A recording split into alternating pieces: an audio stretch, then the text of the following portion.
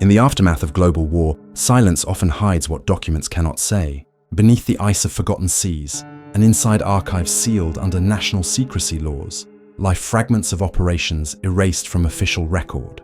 Whispers of lost convoys, vanished scientists, and buried experiments trace a shadow network of wartime deception that continued long after the guns fell silent. These stories, stitched together from declassified intercepts, missing pages, and first-hand accounts, expose the uneasy truth that the Second World War never truly ended.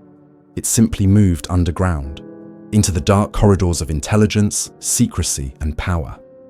Chapter 1: Operation Ashfall, the vanished convoy to Murmansk. On February 3, 1944, a convoy designated JW65 departed from Loch Ewe, Scotland, bound for the Soviet port of Murmansk. It carried 12 merchant vessels under the escort of Royal Navy destroyers HMS Valiant, HMS Campania, and HMS Zephyr. Officially, the convoy's manifest contained munitions, winterized vehicles, and industrial components for the Soviet front. But among the crates marked machinery, electrical, lay a sealed consignment labeled under diplomatic code ASH-47-9, addressed directly to Soviet Liaison, Arkhangelsk Command. Its contents were never recorded in British naval intelligence files. By the fifth day, the convoy entered the Barents Sea, navigating through drifting pack ice under near-permanent darkness. German reconnaissance aircraft from Luftflotte 5 had been reported over Tromsø, yet no confirmed U-boat positions appeared on Admiralty charts. The destroyers maintained sonar sweeps and intermittent radio silence. Then, at 2:14 hours on February 9th, HMS Valiant logged an unidentified contact, bearing ZO 446D, range 2,000 yards, before sonar abruptly failed across the entire escort group. Communications officer Lieutenant Commander Evan Hargreaves noted in his log, "Interference not natural. Signal disruption consistent with magnetic field anomaly. Source unknown." That line, now preserved in the Admiralty archives, remains heavily redacted. 3 minutes later, convoy vessel SS Radcliffe transmitted a shortwave distress code, VVV, under attack, unidentified craft. No further messages followed. When daylight returned, 3 ships had vanished entirely. No debris, no oil slicks, no survivors. Standard wartime protocol attributed the losses to U-boat action, likely from U-739 or U-956, both known to patrol the area. Yet post-war examination of Kriegsmarine logs revealed that neither submarine operated north of 70 centigrade latitude that week. Both captains' diaries confirmed poor visibility and no enemy contact. The mystery deepened when Soviet records from Murmansk Command listed an unannounced arrival of a British destroyer, designation unverified, on February 18th. The vessel reportedly docked for less than 4 hours, unloaded 5 wooden crates under NKVD supervision, and departed without refueling. Its presence was not logged in Royal Navy shipping rosters. In 1951, during joint NATO review sessions, British delegates denied any knowledge of this exchange, calling it an error of translation. But an internal note from MI6 liaison, Colonel Peter S. Armitage to the Foreign Office dated June 1952 reads, "Confirm ASH units transferred per directive. Soviet cooperation achieved. Operation to remain classified until further notice." What was ASH? In declassified fragments of the Ashfall dossier, recovered from the National Archives in 2009, the project is described only as prototype navigational radar array, frequency adjusted for polar interference. The report implies a joint Anglo-Soviet experiment to share radar technology ahead of post-war negotiations, an improbable alliance given Churchill's suspicions of Stalin's motives. Nevertheless, the existence of this transfer would explain both the convoy's secrecy and the deliberate falsification of escort logs. In 1973, during an oceanographic expedition by the Norwegian Polar Institute, sonar equipment recorded metallic echoes beneath the ice shelf 200 miles north of Murmansk. The formation resembled a vessel hull approximately 130 meters long, consistent with the dimensions of HMS Valiant. The Norwegian government, however, halted the survey within 48 hours, citing technical failures. A year later, all expedition records were seized under NATO maritime security regulations. None have resurfaced. Interviews with survivors decades later tell conflicting versions. Chief Petty Officer Raymond Cook, then 22 years old and serving aboard HMS Zephyr, described the night as utter silence. He recalled seeing a faint orange light beneath the waves, like a flare underwater. He and several others later suffered chronic radiation-like illness. The Royal Navy attributed their symptoms to frostbite and exposure. Cook's personal diary, confiscated by the Admiralty in 1946, was released posthumously in 1998. Its final entry reads, "They told us never to mention the orange light, said it wasn't for us to understand." By the Cold War's height, the Ashfall incident had become a whispered legend among naval intelligence circles. In 1963, during a NATO exercise codenamed Ice Lance, American sonar stations in the Norwegian Sea detected rhythmic pulses matching those recorded in 1944 by HMS Campania, an identical pattern, down to the frequency drift.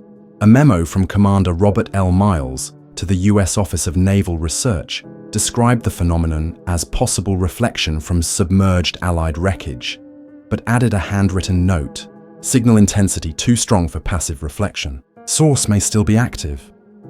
What could have remained active beneath decades of ice?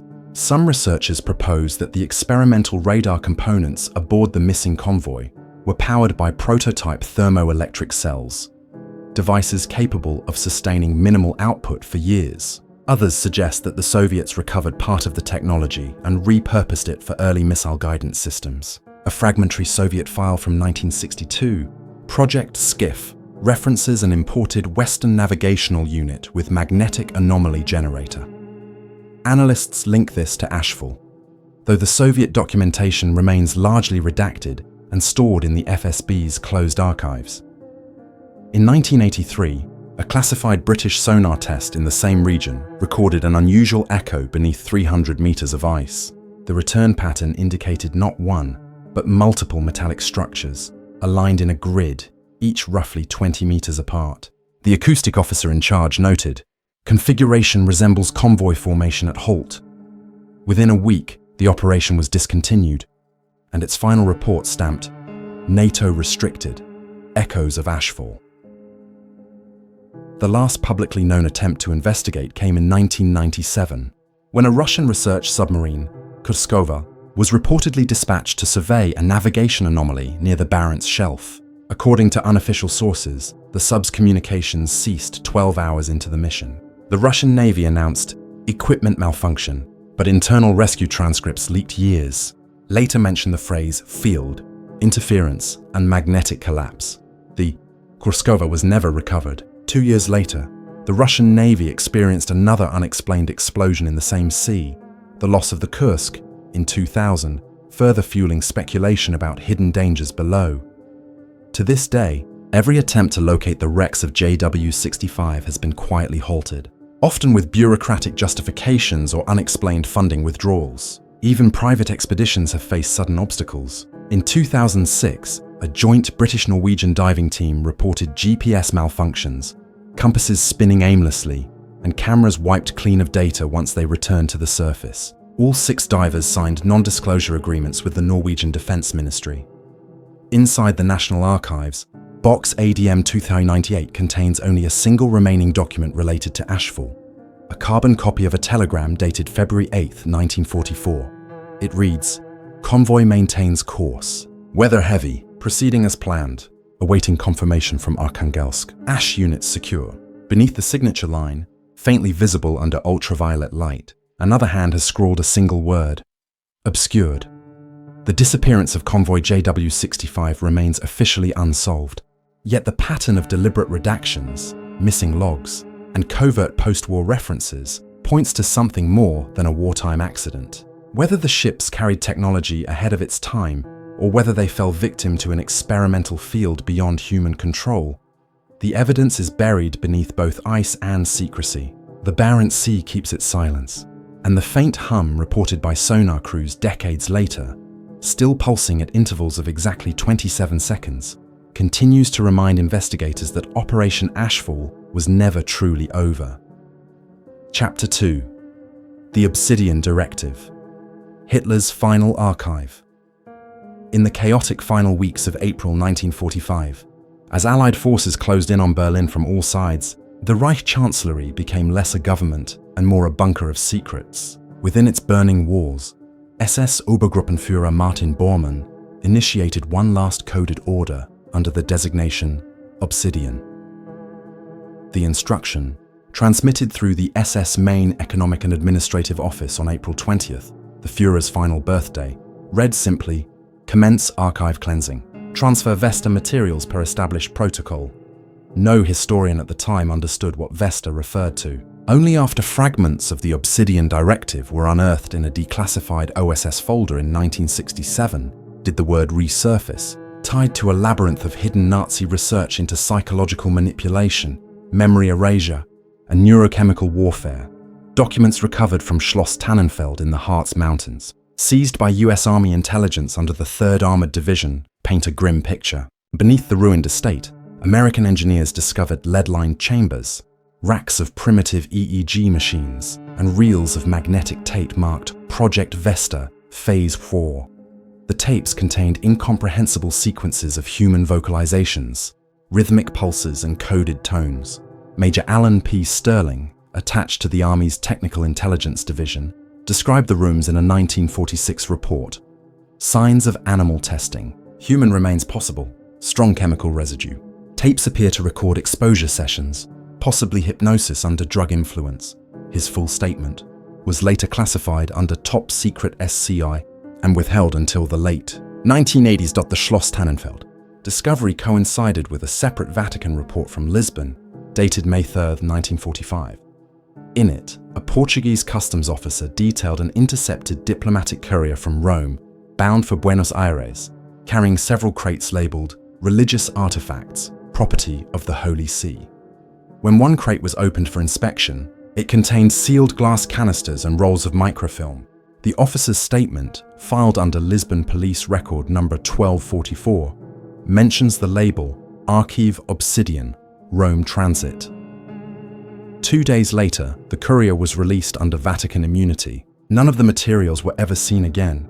The OSS, aware of these movements, began tracking what they believed to be a network smuggling not gold or art, but documentation.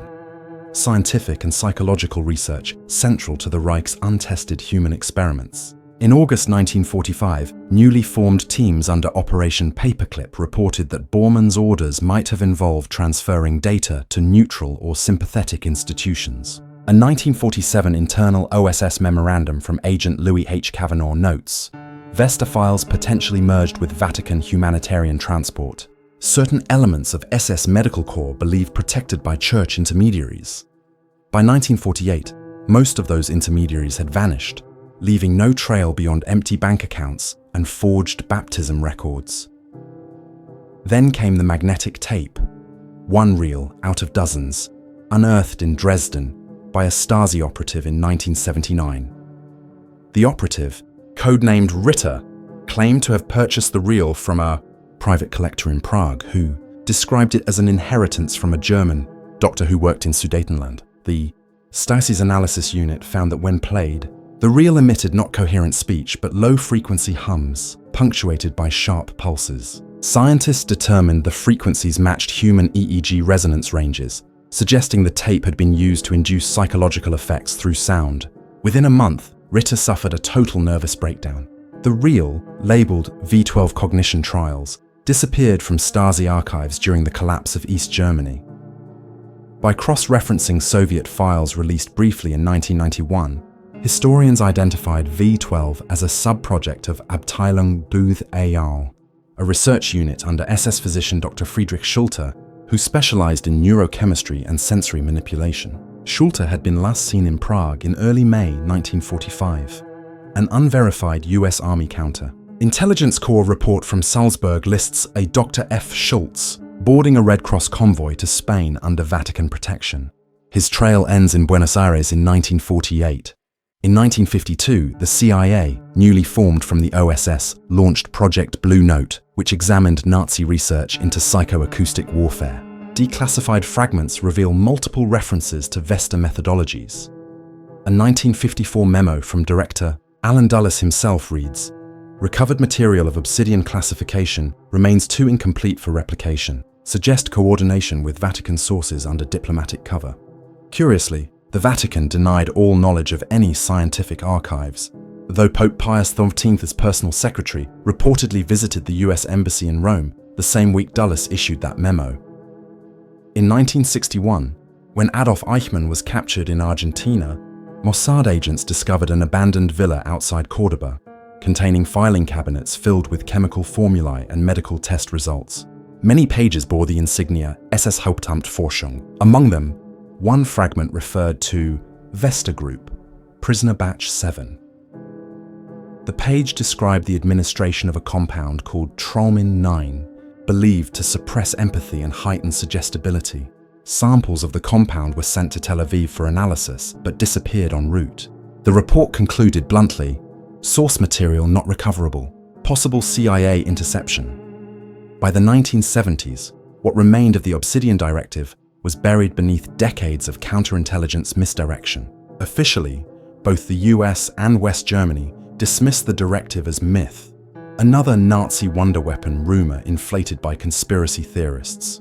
Yet internal CIA correspondence from 1977 tells a different story. A letter addressed to Langley from a field operative in Vienna reads, "Contact from Argentine intermediary confirms surviving obsidian reel exists. Buyer identified as Swiss Industrial Foundation tied to MK series contracts. Transaction to occur Zurich, August 3. The letter's final line, underlined twice, states, Reel contains recorded conditioning patterns, acoustic triggers, original Reich format. That meeting never happened. 3 days before the supposed exchange, the intermediary's apartment was destroyed by fire.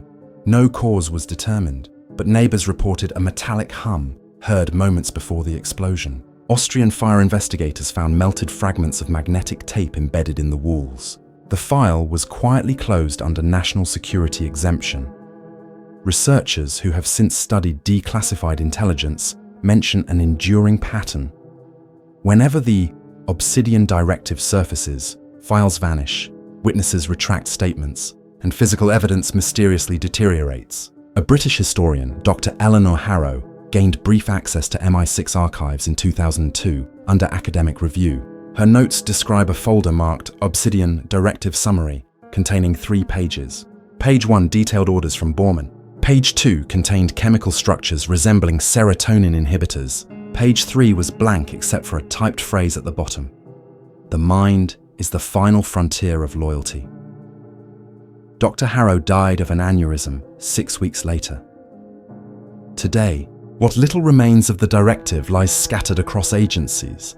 Some files in Washington, some in Moscow, some locked inside the Vatican's sealed Archivum Secretum. Theories persist that the Obsidian Directive represented the first coordinated attempt at large-scale psychological control, an effort to manufacture obedience through chemical and auditory conditioning.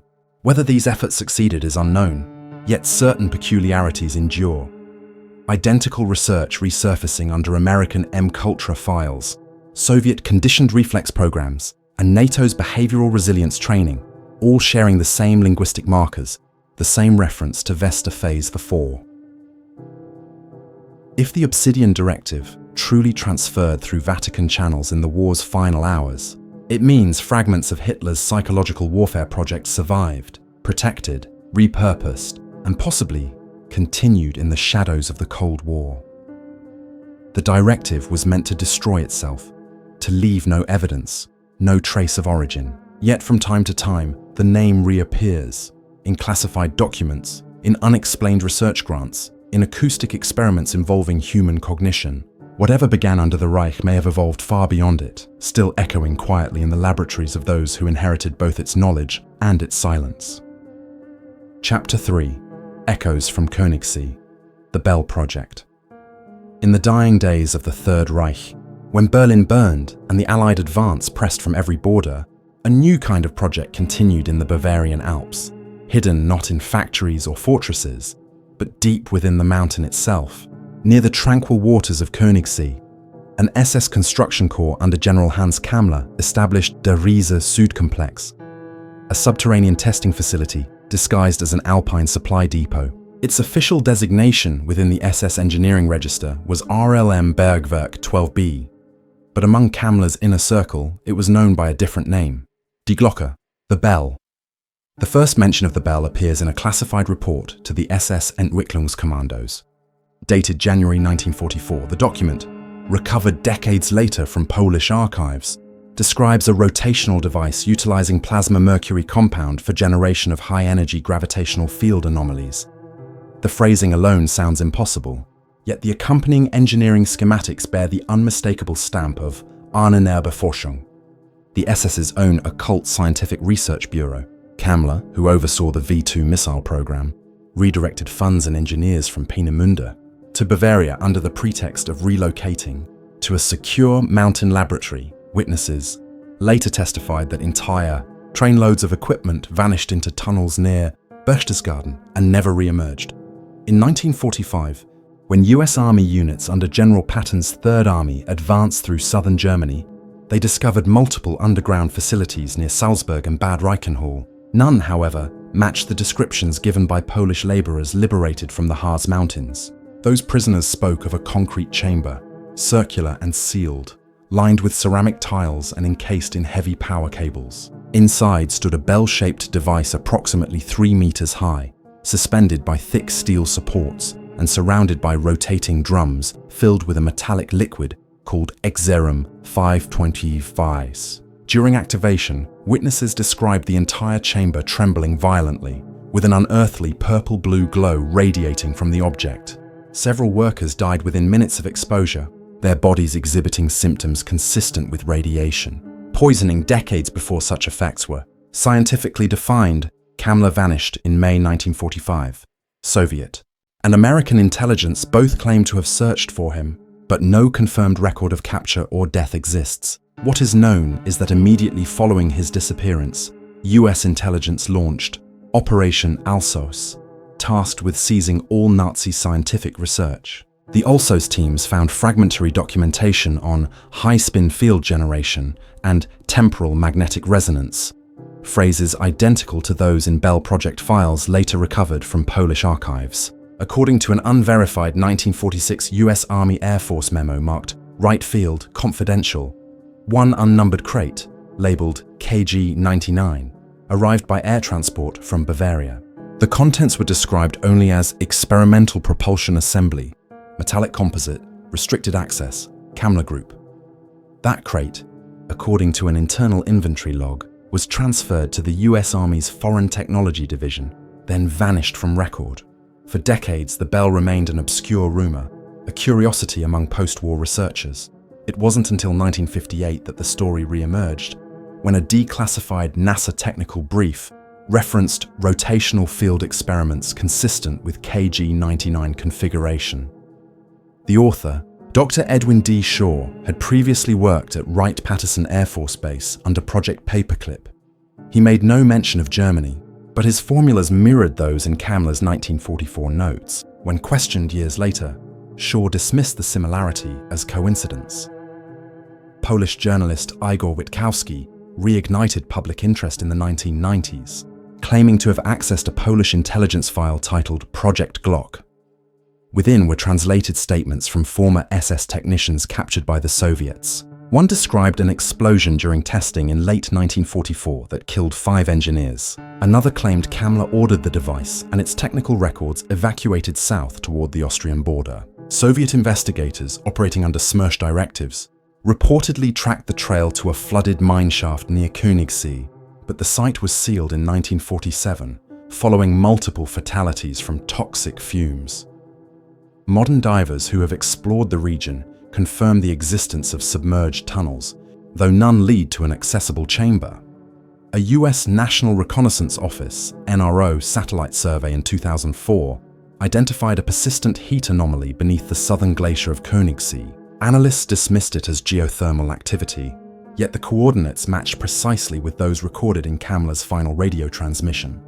47-33N, 13-1E, local authorities forbade further investigation, citing unstable geology. Independent researchers attempting to deploy submersible drones reported magnetic interference and inexplicable power failures. Their footage ends abruptly, each video terminating with a distortion pattern identical to those found in degraded magnetic recordings. Soviet Archives contain one peculiar entry related to the bell. In 1952, the USSR's Ministry of Medium Machine Building, responsible for nuclear development, documented the receipt of foreign origin field generator blueprints.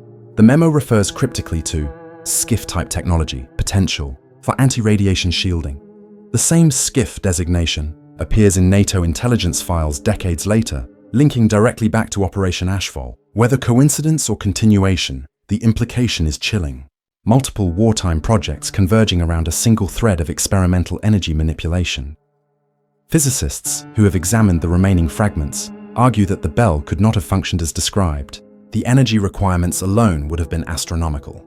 Yet one unexplained detail persists: the unusually high residual radiation levels measured at the alleged Königssee test site in 1993. Environmental studies detected isotopic traces inconsistent with known natural sources. The German Federal Office for Radiation Protection downplayed the finding, attributing it to post-war munitions disposal. However, internal reports show that the radiation pattern followed a perfect circular distribution, an unmistakable signature of a contained emission.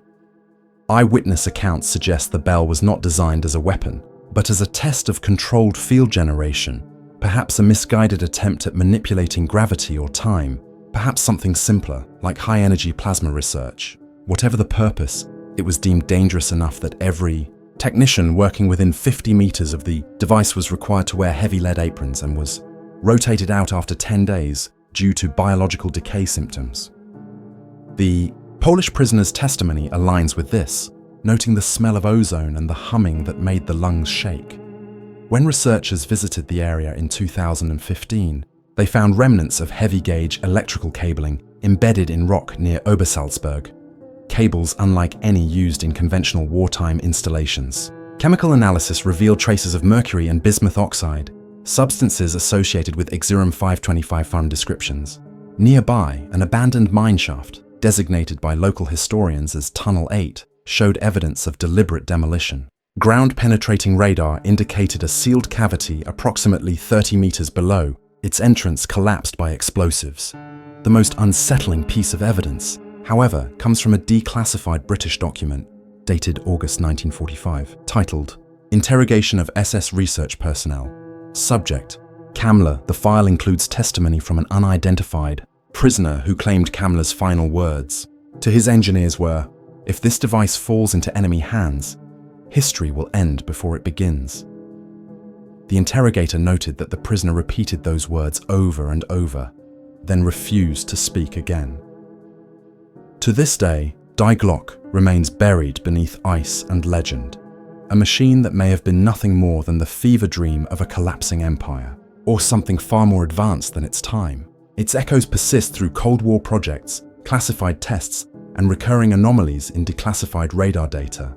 Whether the bell ever functioned as intended, or if it was merely a deadly illusion created by desperation, one fact remains: the mountain still hums. Local residents report faint vibrations emanating from beneath Königssee on cold winter nights, low and rhythmic, as if some mechanism far below the rock still turns, unseen and unwilling to die.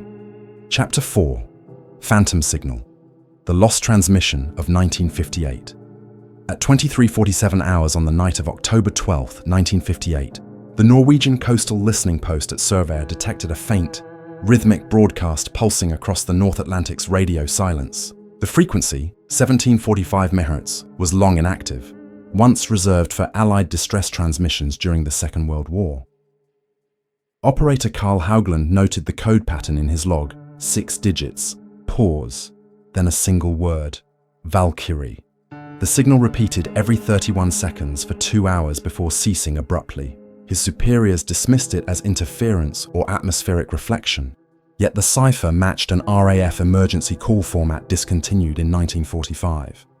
Within 48 hours, British intelligence discreetly dispatched a recovery vessel, the HMS North Down, under the pretext of a meteorological survey in the Barents Sea.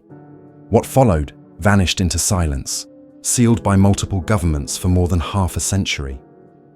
The first anomaly emerged from naval traffic records. The North Down departed from Rosyth on October 16, and transmitted position updates until the evening of the 19th.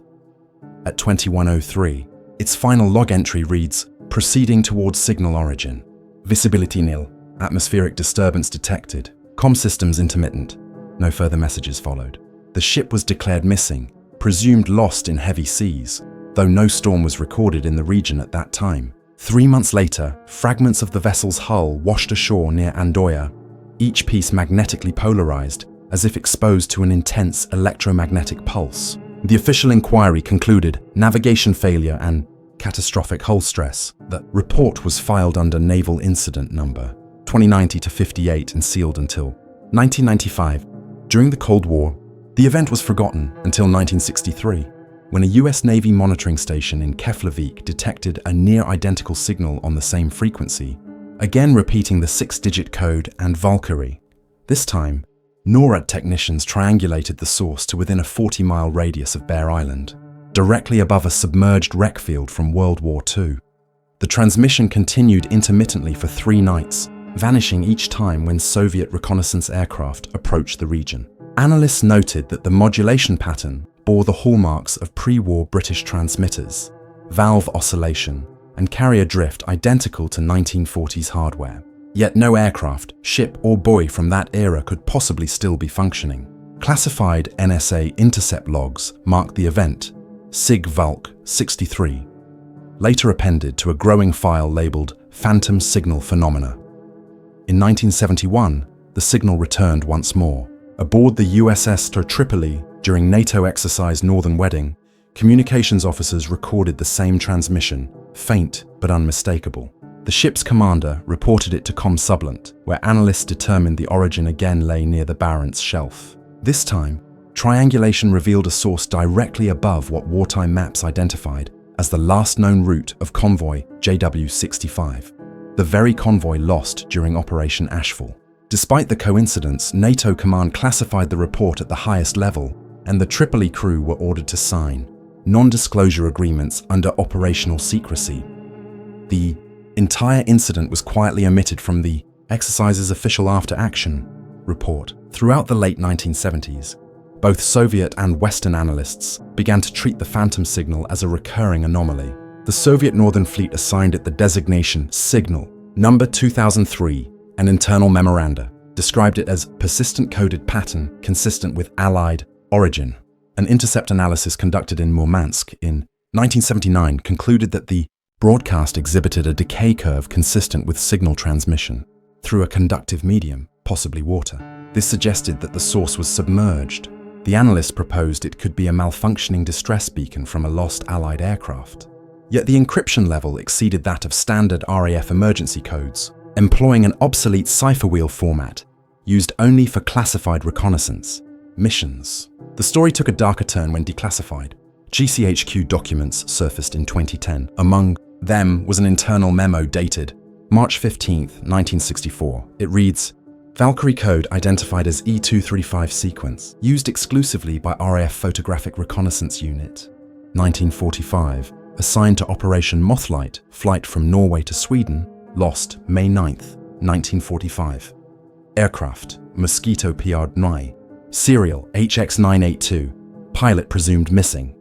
According to surviving mission notes, HX982's objective was to deliver reconnaissance negatives from northern Germany to Swedish intelligence under diplomatic protection. The plane disappeared somewhere over the Norwegian Sea, carrying undeveloped film of experimental German installations. If the phantom signal originated from HX982's last coordinates, it meant the aircraft, or what remained of it, was still transmitting 13 years after its disappearance. In 1982, a private expedition led by British researcher James Hatherfield attempted to locate the source. Using submersible sonar equipment, the team mapped a section of seabed near Bear Island and recorded what appeared to be the metallic fuselage of a twin-engine aircraft. Their sonar images were confiscated by Norwegian authorities upon return, citing security protocols under NATO jurisdiction. Hatherfield was warned not to publish his findings. He later confided to a colleague that before the equipment shut down, the submersible registered a faint radio pulse at 1745 MHz. He described hearing a whisper through static, a man's voice repeating a sequence, ending each time with the word Valkyrie. That detail would remain buried until 1998, when the NSA's Project Archive released several Cold War intercepts for declassification. Among them was a 1958 recording labeled Phantom Source 12 OCT 58. For 2 minutes, the transmission plays as bursts of static, followed by a weak voice repeating coordinates in military phonetics. The last intelligible word before the tape cuts is Val-Kai. Audio experts determined that the signal displayed fading consistent with long-range skywave reflection, but also harmonic patterns typical of underwater resonance. In simpler terms, the transmission seemed to emanate, both from below and above the sea, something physically impossible under known propagation. Modern engineers who've reviewed the recording propose that the signal was likely caused by an abandoned wartime relay, perhaps a submerged transmitter powered intermittently by geological or thermal processes. Yet skeptics point out that the precision of the Morse sequence remained constant for decades, suggesting a deliberate, intelligent origin. Within intelligence circles, rumors persist that the broadcast was not a relic, but an automated message triggered under specific conditions. A dead man's switch from a lost mission that never officially existed. One of the most striking documents linked to the case is a classified 1965 GCHQ instruction sheet. It orders field operators monitoring the frequency to log but not acknowledge receipt. The note ends with a chilling directive. Source is active. Do not respond. No further explanation accompanies the line. Subsequent versions of the instruction omit it entirely. In 2012, a team of Russian oceanographers conducting research near Bear Island detected unexplained electromagnetic anomalies in the same region. Their submersible sensors recorded low-frequency pulses synchronized almost perfectly with the historical 17.45 MHz signal intervals. When cross-referenced, the data matched the original 1958 transmission cycle within 1/10 of a second. Attempts to trace the pulses deeper into the seabed caused the instruments to fail. The project was halted, and Russian authorities denied the expedition ever occurred. Today, all that remains of the phantom signal are a handful of classified tapes, scattered logs, and fragments of testimony. No conclusive evidence explains what transmitted the word Valkyrie across decades, or why it matched a cipher used only in the war's final days. Perhaps it was an artifact of the atmosphere, a strange echo of the dying war rebounding endlessly between sea and sky, or perhaps, somewhere beneath the frozen waters, a relic of that final flight still endures, its signal looping through time like a forgotten distress call waiting for an answer that must never come. Chapter 5. The Iron Curtain Experiments, Moscow's Human Zero Project. When the Red Army captured the remains of Nazi Germany's Eastern research centers in 1945, they inherited more than just equipment. They acquired men, methods, and ideas too disturbing for open record. Among the thousands of documents seized from laboratories in Silesia and Thuringia was a folder stamped Человек Null, literally, Human Zero. It described the theoretical possibility of conditioning soldiers to suppress fear, pain, and empathy through biochemical and sensory manipulation. Stalin's inner circle saw potential where others saw horror. Within a decade, that concept had evolved into one of the most secretive psychological programs of the Soviet era. Project Человек Null, later known in Western intelligence circles as the Human Zero Project. By 1952, the Soviet Union had established a closed research complex outside Chelyabinsk, deep within the Ural Mountains. Officially designated Facility 702-13, it appeared on no civilian maps. Operated by the Ministry of Internal Affairs, its real administration lay under the first chief directorate of the MGB, the precursor to the KGB. Internal documents, partially declassified in the 1990s, describe neurological field conditioning trials on non-compliant subjects. These subjects were not volunteers. Many were political prisoners, captured defectors, or individuals accused of ideological dissent. Their identities were erased, their existence reduced to case numbers on laboratory sheets. A Soviet research directive from February 12, 1953, signed by Colonel Yevgeny Sokolov of Directorate Phi, outlines the experiment's purpose. to produce the optimal combatant through removal of involuntary emotion and instinctive self-preservation responses. The program's principal scientist, Dr. Alexander Gerasimovich Volkov, had previously worked on wartime chemical nerve agents. His post-war correspondence with captured German biochemists revealed an obsession with neurological stability.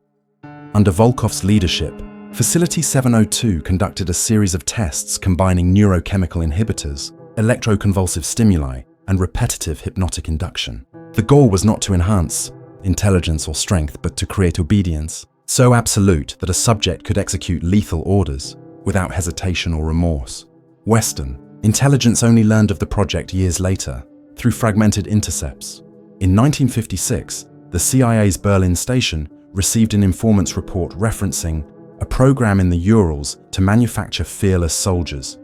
The document was marked Winterbridge Priority, the same codename later attached to a failed CIA operation in Finland. Under Operation Winterbridge, American agents attempted to infiltrate Soviet scientific channels through Helsinki trade delegations. Two field officers, James Holloway and Victor Lantz, were dispatched in early 1958 to make contact with a presumed informant codenamed Zarya. Both men were found dead less than a week later. Autopsy results revealed no visible injuries, but internal hemorrhaging consistent with high-voltage neural shock. Finnish police reports were suppressed, and the US Embassy classified the incident as automobile accident. It was not until 1989 that declassified CIA files confirmed both agents had been investigating a Soviet behavioral experiment known internally as Human Zero. Inside the Soviet Union, the project expanded during the height of the Cold War. Between 1958 and 1964, test protocols, codenamed Ritual AE, introduced compounds derived from modified serotonin analogues. Volkov's laboratory notes refer to Sequence 61B, a chemical designed to inhibit the amygdala's threat response. The earliest human trials resulted in rapid cardiac failure, but by 1960, researchers had achieved partial suppression of fear reflexes in test subjects. Prisoners undergoing exposure displayed vacant expressions and unresponsiveness to pain stimuli, followed by aggressive psychosis. A classified film reel recovered from the Chelyabinsk archives in 1991 shows a restrained subject repeatedly stabbed with a bayonet blade while maintaining complete silence. The camera pans briefly to a clipboard labeled HZ1, Phase 3. Analysts later identified HZ as the shorthand for Human Zero. In March 1961, Facility 702 suffered a containment failure. A memorandum from the Soviet Ministry of Health describes mass psychogenic disorder among personnel following an electrical fire in Lab Sector B. Witnesses claimed that test subjects, thought to be sedated, became violently uncontrollable, exhibiting what reports described as loss of individuality and synchronized movement. The entire sector was sealed and flooded with inert gas. Of the 80 personnel on site, only 12 survived. The next month, Volkov was reassigned to Moscow under direct supervision of the Central Committee. His research officially terminated. Yet a classified KGB document from 1965, titled Chelovek 0 Continuation, lists Volkov as a consultant for military adaptation research, site relocated to Chistopol. The project had simply changed names. Following the Cuban Missile Crisis, Soviet command redirected much of its covert scientific effort towards psychological defense programs, an arms race of the mind. While American scientists pursued M. Cultra's experiments in mind control and LSD-assisted conditioning, the Soviets sought to remove the human element entirely. They viewed emotion as a vulnerability, conscience as a defect. Project Human Zero became the ideological mirror of the capitalist psyche weaponization. Where the West sought manipulation, the East sought erasure. A crucial piece of the puzzle emerged in 1993 when an abandoned warehouse near Chelyabinsk 70, now Snezhinsk, was opened during environmental cleanup. Inside were rusted laboratory tables, lead containers, and two surviving logbooks marked Chelovek 0 HZ1. The entries, though partially illegible, describe a subject recovery, dated May 12, 1961, 2 months after the facility's reported destruction. The recovered individual, referred to as Subject Recovered 1961 War, had survived prolonged exposure to Sequence 61B and demonstrated total suppression of emotional cognition. Marginal notes added by Volkov read, speech absent, obedience complete. Subject maintains life signs independently of external stimulus. The file ends there. No record of the subject's subsequent location exists. Western analysts in the early 2000s connected this recovered subject to later DARPA documentation under Project Silent Harmony, a 1980s US military initiative exploring neurological resilience under combat stress. One of the DARPA diagrams, labeled Baseline HZ1 Control Model, mirrors a schematic found in Volkov's original notes. This raised a troubling possibility. Fragments of human zero research may have crossed borders during the chaotic collapse of the USSR. Whether through black market sales, defectors, or unauthorized data exchanges, portions of the Soviet files could have been absorbed into American defense programs. Eyewitness accounts from Chelyabinsk residents describe peculiar security measures surrounding the former facility well into the 1990s. Workers, tasked with dismantling radiation-contaminated buildings, reported sudden power losses, compasses spinning erratically, and an audible low-frequency hum beneath the concrete foundations. Radiation readings fluctuated wildly, spiking and vanishing without pattern. Local rumors claim that during one demolition, an excavator struck a sealed steel chamber buried beneath the lab. The workers fled when a clear, mechanical tapping was heard from inside. Today, the Chelyabinsk region is a restricted contamination zone, patrolled by Rosatom security forces. Officially, it remains closed due to radioactive materials from the Soviet nuclear program. Unofficially, there are persistent claims of missing archival boxes labeled HZ1 through HZ5, their contents unknown. In 2007, an FSB internal report leaked to Russian journalists mentioned unexplained medical anomalies among former Facility 702 personnel. All surviving researchers displayed identical neurological scarring, consistent with electrical trauma. Most died within 5 years of exposure. To historians, Human Zero represents the Soviet Union's ultimate experiment in control, the removal of fear to manufacture loyalty. But to intelligence analysts, the story remains unfinished. Somewhere within sealed archives, perhaps in Moscow, perhaps in Washington, are files bearing the same reference number, HZ1, and in every surviving document, beneath the signatures and laboratory notes, one phrase repeats in identical typeface. Chelovek bez straha, Chelovek bez voli. The man without fear is the man without will. There are still files unaccounted for, convoy manifests redacted, transmissions untraceable, experiments officially unwritten. Each fragment recovered from these forgotten corners of history hints at something larger, a network of operations, experiments and cover-ups that stretched far beyond the battlefields of 1945. Somewhere, beneath polar ice or buried under concrete archives, the past continues to transmit its own coded message, a signal repeating across generations. Perhaps the truth of these erased wars is not lost at all, merely waiting for someone to listen long enough to hear what remains beneath the static.